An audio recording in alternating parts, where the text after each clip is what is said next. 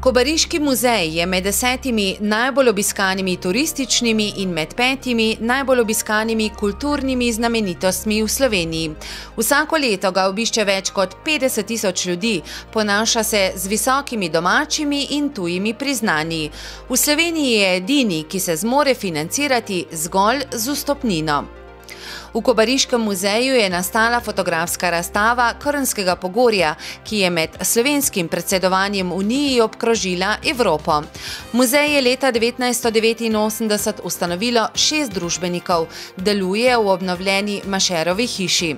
Kobariški muzej je neprofitna družba, ki upravlja z muzejsko zbirko, prikazom dogodkov na Soški fronti, enem največjih bojišč Prve svetovne vojne.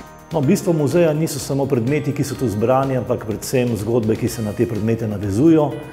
Seveda, glede na dejstvo, da je sporočilnost Kobariškega muzeja izrazito protivojna. Stalna zbirka je za muzej najpomembnejša. Njeni predstavitvi so namenjeni vsi prostori v prvem in drugem nadstropju. Že leta 1994 pa so v muzeju začeli pripravljati tudi začasne razstave, med njimi posebej odmevne predstavitve evropskih narodov v Kobariški bitki. Letos so predstavili poljsko bolnišnico iz Baške grape. Muzej pa v svoji ponudbi vključuje tudi vodenje po kobariški zgodovinski poti, muzeju na prostem in nekdanjih bojiščih. Pred Kobariškim muzejem so zdaj pomembna leta. Muzej z letom 1912 stopa v nekoliko aktivnejše obdobje, namreč že deloma v letošnjem letu, posebej v naslednjem, bomo nekoliko temeljite prenovili stalno zbirko, ki ni bila prenovljena že kar vrsto let, več kot 10.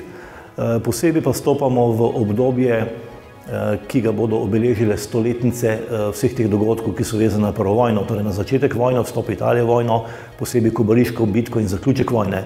Pri tem bomo sodelovali z veliko partnerji, tako iz Slovenije, še posebej pa iz tujine.